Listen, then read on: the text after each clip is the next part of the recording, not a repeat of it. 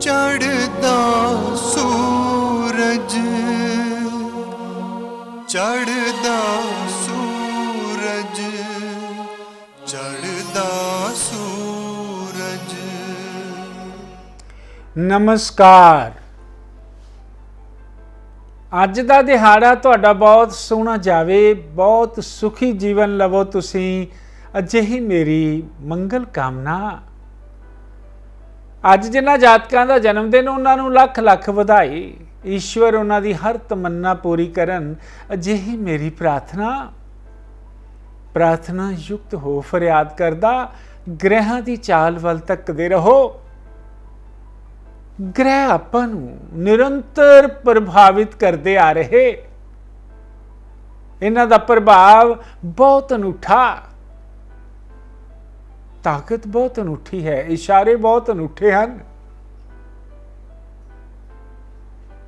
ਮੈਂ ਤੁਹਾਨੂੰ ਅੱਜ ਇੱਕ ਵਿਸ਼ੇਸ਼ ਗੱਲ ਦੱਸਣ ਵਾਲਾ ਹਾਂ। ਉਸ ਗੱਲ ਨੂੰ ਸਮਝਣ ਤੇ ਸਵੀਕਾਰ ਕਰਨ ਦਾ ਪ੍ਰਯਾਸ ਕਰਿਓ। ਬਹੁਤ ਸਾਰੇ ਸੱਜਣ ਇਸ ਮਹੋਤਸਵ ਦੇ ਦਿਨਾਂ ਦੇ ਵਿੱਚ ਇੱਕ ਆਸ਼ਾ ਦੀ ਕਿਰਨ ਉਹਨਾਂ ਵੱਲ ਤੁਰੇ, ਉਹਨਾਂ ਦੀ ਜ਼ਿੰਦਗੀ ਵਿੱਚ ਇੱਕ ਬਦਲਾਵ ਆਵੇ, ਇਸ ਗੱਲ ਦੀ ਪ੍ਰਤੀਕਸ਼ਾ ਕਰ ਰਹੇ ਸਨ। ਪਰ ਵਿੱਚ ਵਿਚਾਲੇ ਹੀ ਕਿਸੇ ਹੋਰ ਔਕੜ ਨੇ ਰਾਹ ਰੋਕ ਲਿਆ। ਬਹੁਤ ਸਾਰੇ ਸੱਜਣ ਵਹਿਮਾਂ ਵਿੱਚ ਪੈ ਗਏ। ਨਹੀਂ,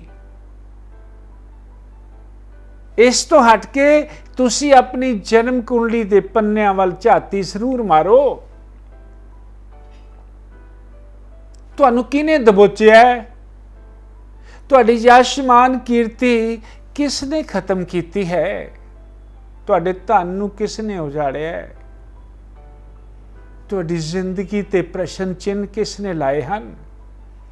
ਤੁਹਾਡੀਆਂ ਖੁਸ਼ੀਆਂ ਕਿਸ ਨੇ ਸਮੇਟੀਆਂ ਹਨ? ਤੁਹਾਡਾ ਸਿੰਘਾਸਨ ਕਿਸ ਨੇ ਹਿਲਾਉਣ ਦਾ ਪ੍ਰਯਾਸ ਕੀਤਾ ਹੈ? ਤੁਹਾਡੀ ਕਿਸਮਤ ਦੇ ਤੋੜ ਕਿੱਥੋਂ ਤੱਕ? ਦੁਸ਼ਮਣ ਕਿੱਥੇ ਬੈਠ ਕੇ ਤੁਹਾਡਾ ਪਿੱਛਾ ਕਰ ਰਹੇ ਹਨ? ਉਹ ਸਥਾਨ ਕਿਹੜਾ ਹੈ? ਤੁਸੀਂ ਕਰਜ਼ਿਆਂ ਦੇ ਨਾਲ ਬਿੰਨੇ ਜਾ ਰਹੇ ਹੋ। ਤੁਹਾਡਾ ਜਨਮ ਕੁੰਡਲੀ ਤਾਂ ਦੱਸਦੀ ਹੀ ਨਹੀਂ ਇਸ ਗੱਲ ਨੂੰ। ਉਸ ਦੇ ਵਿੱਚ ਤਾਂ ਮਹਾਲਕਸ਼ਮੀ ਯੋਗ ਹੈ। ਫਿਰ ਪੀੜਾ ਕਿੱਥੋਂ? ਉਸ ਪੀੜਾ ਨੂੰ, ਉਹਨਾਂ ਦੇ ਰਾਹ ਨੂੰ ਜਾਣਨ ਵਾਸਤੇ ਉਹ ਕਿੱਥੋਂ ਆ ਰਹੀਆਂ ਹੈ? ਆਪਣੀ ਜਨਮ ਕੁੰਡਲੀ ਦਾ ਐਨਾਲਿਸਿਸ ਕਰੋ। ਜ਼ਰੂਰ ਐਨਾਲਿਸਿਸ ਕਰੋ, ਕਰਵਾਓ। ਫਿਰ ਪਤਾ ਲੱਗੂ ਕਿ ਤੁਸੀਂ ਪੀੜਾਂ ਵਿੱਚ ਕਿੱਥੋਂ ਹੋ, ਫਿੰਸੀਆਂ ਕਿੱਥੋਂ ਹੋਈਆਂ, ਫੋੜੇ ਕਿਵੇਂ ਬਣੇ, ਫਿਰ ਫੁੱਟੇ ਕਿਵੇਂ, ਫਿਰ ਜ਼ਖਮ ਕਿਵੇਂ ਹੋਏ, ਮਰਹਮ ਪੱਟੀ ਕੌਣ ਲਾਉਣ ਆਇਆ, ਫਿਰ ਤੁਸੀਂ ਮੁਕਤ ਕਿਵੇਂ ਹੋਏ ਉਸ ਗੱਲ ਤੋਂ। ਗੱਲਾਂ ਬਹੁਤ ਛੋਟੀਆਂ ਪਰ ਨਤੀਜੇ ਬਹੁਤ ਵੱਡੇ। ਨੀਂਦਰਾਂ ਨਹੀਂ ਆਉਂਦੀਆਂ। ਤੁਹਾਡੀਆਂ ਨੀਂਦਰਾਂ ਕਿਸੇ ਨੇ ਹਰਾਮ ਕਰ ਦਿੱਤੀਆਂ। ਤੁਸੀਂ ਸ਼ੱਕ ਕਿਸੇ ਤੇ ਕਰ ਰਹੇ ਹੋ, ਹੈ ਕੋਈ ਹੋਰ, ਜਾਂ ਤੁਸੀਂ ਖੁਦ ਹੀ ਉਸ ਨੂੰ ਕੁਰੇਦ ਕੇ ਅਨਿੰਦਰਾ ਬਣਾ ਦਿੱਤਾ ਹੈ। ਆਪਣੀ ਜਨਮ ਕੁੰਡਲੀ ਦੇ ਪੰਨਿਆਂ ਦੇ ਵਿੱਚ ਇੰਨੀ ਦਿਨੀ ਜਦ ਮਹੋਤਸਵ ਚੱਲ ਰਹੇ ਸਨ, ਅਸਮਾਨੀ ਤਾਰਿਆਂ ਦਾ ਗ੍ਰਹਿ ਰਾਹੂ ਤੁਹਾਡੇ ਤੇ ਮਹਾਦਸ਼ਾ, ਅੰਤਰ ਦਸ਼ਾ, ਪ੍ਰਤਿਅੰਤਰ, ਸੂਖਸ਼ਮ ਦਸ਼ਾ ਰਾਹੂ ਦੀ, ਫਿਰ ਅਸਮਾਨੀ ਤਾਰਿਆਂ ਵਿੱਚੋਂ ਕਿੱਥੇ? ਫਿਰ ਤੁਹਾਡੀ ਜਨਮ ਕੁੰਡਲੀ ਵਿੱਚ ਕਿੱਥੇ ਪਿਆ? ਜਨਮ ਕੁੰਡਲੀ ਦੇ ਜਿਸ ਘਰ ਦੇ ਵਿੱਚ ਪਿਆ, ਉਹ ਘਰ ਦਾ ਸਥਾਨ ਤੁਹਾਡੇ ਘਰ ਵਿੱਚ ਕਿਹੜਾ ਹੈ, ਉਸ ਨੂੰ ਪਹਿਚਾਨਣ ਦਾ ਪ੍ਰਯਾਸ ਕਰੋ। ਐਵੇਂ ਕਿਸੇ ਤੇ ਤੁਹਮਤਾਂ ਲਾਈ ਜਾਂਦੇ ਹੋ। ਨਹੀਂ, ਆਪਣੇ ਆਪ ਨੂੰ ਪਾਪਾਂ ਦੇ ਭਾਗੀ ਨਾ ਬਣਾਓ। ਆਪਣੇ ਆਪ ਨੂੰ ਕਵਚ ਦੇ ਵਿੱਚ ਰੱਖੋ। ਕੋਈ ਤੁਹਾਡੇ ਧਨ ਤੇ ਹਮਲਾ ਕਰ ਰਿਹਾ ਹੈ, ਕੋਈ ਤੁਹਾਡੀ ਸ਼ੋਹਰਤ ਤੇ ਕਰ ਰਿਹਾ ਹੈ, ਕੋਈ ਤੁਹਾਡੀ ਕਿਸਮਤ ਤੇ ਕਰ ਰਿਹਾ ਹੈ, ਕੋਈ ਤੁਹਾਡੇ ਧਨਵਾਨ ਹੋਣ ਤੇ ਕਰ ਰਿਹਾ ਹੈ, ਕੋਈ ਤੁਹਾਡੇ ਕਰਮ ਸਥਾਨ ਤੇ ਕਰ ਰਿਹਾ ਹੈ, ਕੋਈ ਤੁਹਾਡੇ ਬੱਚਿਆਂ ਤੇ ਕਰ ਰਿਹਾ ਹੈ, ਕੋਈ ਤੁਹਾਡੇ ਲਾਈਫ ਪਾਰਟਨਰ ਤੇ ਕਰ ਰਿਹਾ ਹੈ, ਕੋਈ ਤੁਹਾਡੀਆਂ ਖੁਸ਼ੀਆਂ ਵਾਲੀ ਜਗ੍ਹਾ ਤੇ ਕਰ ਰਿਹਾ ਹੈ, ਕੋਈ ਤੁਹਾਡੇ ਪੇਰੈਂਟਸ ਤੇ ਕਰ ਰਿਹਾ ਹੈ। ਪਹਿਚਾਨਣ ਦਾ ਪ੍ਰਯਾਸ, ਫਿਰ ਉਸ ਦੀ ਨਿਵ੍ਰਿੱਤੀ ਦੇ ਸਾਧਨ। ਐਵੇਂ ਹੀ ਕੰਧਾਂ ਵਿੱਚ ਗੋਲੀਆਂ ਨਾ ਮਾਰੋ, ਕੋਈ ਫਾਇਦਾ ਨਹੀਂ ਹੈ। ਉਂਝ ਕਰਨ ਦੇ ਨਾਲ ਆਪਾਂ ਹੋਰ ਪਾਪਾਂ ਦੇ ਭਾਗੀ ਬਣ ਜਾਂਦੇ ਹਾਂ। ਮੁਸੀਬਤ ਆ ਕਿੱਥੋਂ ਰਹੀ ਹੈ? ਤੁਸੀਂ ਕਿੱਥੇ ਢਲ ਰਹੇ ਹੋ? ਤੁਹਾਡੀਆਂ ਨੀਂਦਰਾਂ ਕੌਣ ਹਰਾਮ ਕਰ ਰਿਹਾ ਹੈ? ਤੁਹਾਡਾ ਪੈਸਾ ਕਿੱਥੇ ਬਹਿ ਕੇ ਜਾ ਰਿਹਾ ਹੈ? ਘਰੋਂ ਜਾ ਰਿਹਾ ਹੈ, ਪਰ ਜਾ ਕਿੱਥੇ ਰਿਹਾ ਹੈ? ਪਹਿਚਾਨਣ ਦਾ ਪ੍ਰਯਾਸ ਸਿਰਫ ਤੇ ਸਿਰਫ ਜਨਮ ਕੁੰਡਲੀ ਤੁਹਾਡਾ ਅਕਸ ਹੈ। ਉਸ ਵਿੱਚ ਹੀ ਤੁਸੀਂ ਉਸ ਦੀ ਮੂਰਤ ਦੇ ਸਕਦੇ ਹੋ। ਕੌਣ ਹੈ, ਕਿੱਥੇ ਹੈ, ਉਸ ਤੋਂ ਪਿੱਛਾ ਕਿਵੇਂ ਛੁਡਾਇਆ ਜਾ ਸਕਦਾ ਹੈ? ਇਹ ਦਿਨ ਬਹੁਤ ਮਹੱਤਵਪੂਰਨ ਹਨ। ਤੁਹਾਨੂੰ ਇੱਕ ਗੱਲ ਦੱਸਾਂ, ਇਹ ਕਾਰਤਿਕ ਦਾ ਮਹੀਨਾ, ਇਹ ਕੱਤੇ ਦਾ ਸੂਰਜ, ਇਹ ਸ਼ੁਕਰ ਦਾ, ਦੈਤੇ ਗੁਰੂ ਦਾ, ਦੇਵ ਗੁਰੂ ਦੇ ਘਰ ਵਿੱਚ ਬੈਠਣਾ, ਇਹ ਇਹਨਾਂ ਗੱਲਾਂ ਦਾ ਸਾਖੀ ਬਣੇਗਾ ਕਿ ਤੁਹਾਡੇ ਨਾਲ ਫਲਾਣਾ ਬੰਦਾ ਕੁਝ ਕਰ ਰਿਹਾ ਹੈ। ਤੁਸੀਂ ਪਹਿਚਾਨਣ ਦਾ ਪ੍ਰਯਾਸ ਕਰੋ। ਫਿਰ ਉਹ ਬੰਧਨ ਜਿਹੜੇ ਉਸਨੇ ਲਾਏ ਹੋਏ ਹਨ ਉਹ ਕੱਟੇ ਜਾਣਗੇ। ਔਲਾਦ ਨਹੀਂ ਹੋ ਰਹੀ, ਔਲਾਦ ਹੋ ਜਾਵੇਗੀ। ਧਨ ਨਹੀਂ ਆ ਰਿਹਾ, ਧਨ ਆ ਜਾਵੇਗਾ। ਲਾਭ ਦੇ ਸਤੋਤਰ ਨਹੀਂ ਬਣ ਰਹੇ, ਉਹ ਆਉਣੇ ਸ਼ੁਰੂ ਹੋ ਜਾਣਗੇ। ਭਾਗੇ ਉਦੇ ਹੋ ਜਾਵੇਗਾ, ਕਾਰਮੇਸ਼ ਉਜਾਗਰ ਹੋ ਜਾਵੇਗਾ। ਧਨੇਸ਼ ਤੁਹਾਡਾ ਰਾਹ ਵੇਖਣ ਲੱਗੇਗਾ। ਲਗਨੇਸ਼ ਤੁਹਾਡੀਆਂ ਰਾਹਾਂ ਤੇ ਫੁੱਲ ਬਚਾ ਕੇ ਖੜੇਗਾ। ਤਿਰਤੇਸ਼ ਤੁਹਾਡੇ ਰਿਸ਼ਤੇਦਾਰ ਆਂਗਨ ਵਿੱਚ ਬਾਹਰ ਆ ਕੇ ਤੁਹਾਨੂੰ ਹਾਰ ਪਾਉਣਗੇ।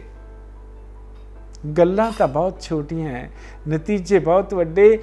ਜਨਮ ਕੁੰਡਲੀ ਦਾ ਪੂਰਨ ਐਨਾਲਿਸਿਸ, ਕਿਸੇ ਗ੍ਰਹਿ ਨੇ ਆਪਣਾ ਰਾਸ਼ੀ ਪਰਿਵਰਤਨ ਕਰ ਲਿਆ,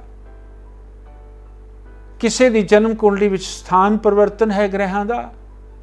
ਵੀ ਸਥਾਨ ਪਰਿਵਰਤਨ ਤਾਂ ਵੇਖ ਲਿਆ ਤੁਸੀਂ, ਪਰ ਇੰਨੀ ਦਿਨੀ ਸਥਾਨ ਪਰਿਵਰਤਨ, ਉਹਨਾਂ ਦੀ ਮਹਾਦਸ਼ਾ ਤੇ ਅੰਤਰਦਸ਼ਾ ਤੇ ਉਹ ਦੁਸ਼ਮਣ, ਉਹ ਤਾਂ ਵੇਖਿਆ ਹੀ ਨਹੀਂ ਤੁਸੀਂ। ਤੇ ਫਿਰ ਤੁਸੀਂ ਪੂਜਾ ਅਰਚਨਾ ਉਪਾਸਨਾ ਵਿੱਚ ਜਾਵੋ, ਫਿਰ ਉਹ ਗ੍ਰਹਿ ਦੁਸ਼ਮਣੀ ਦਾ ਰੂਪ ਧਾਰਨ ਕਰਕੇ ਉਸ ਬਲਦੀ ਜੋਤ ਨੂੰ ਬੁਝਾ ਦਿੰਦੇ ਹਨ।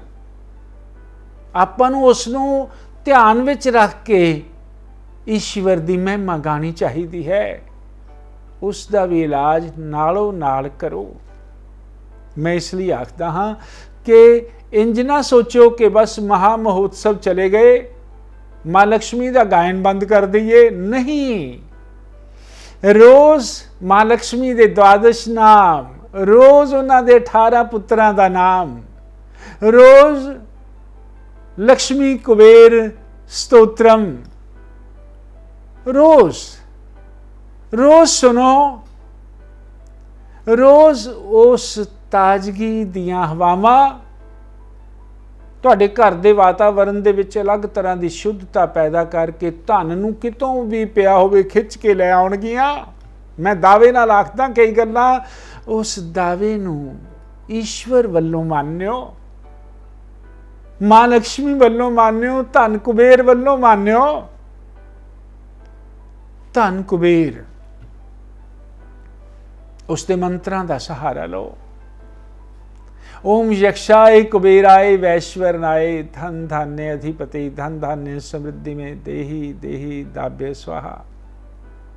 ਉਹ ਸਿਰਫ ਧਨ ਹੀ ਨਹੀਂ ਦਿੰਦੇ, ਉਹ ਤਾਂ ਜੇਲ੍ਹ ਦੇ ਵਿੱਚ ਪਏ ਬੰਦੇ ਨੂੰ ਬਾਹਰ ਲੈ ਆਉਂਦੇ, ਉਹ ਤਾਂ ਸਜ਼ਾਏ ਮੌਤ ਵੀ ਮੁਕਤ ਕਰ ਦਿੰਦੇ, ਉਹ ਤੁਹਾਨੂੰ ਇੱਕ ਅਜਿਹਾ ਯਸ਼ਸਵੀ ਬਣਾ ਦਿੰਦੇ ਜਿਸ ਬਾਰੇ ਤੁਸੀਂ ਵਿਚਾਰਿਆ ਵੀ ਨਾ ਹੋਵੇ, ਪਰਮ ਸੁਖੀ ਕਰ ਦਿੰਦੇ ਹਨ।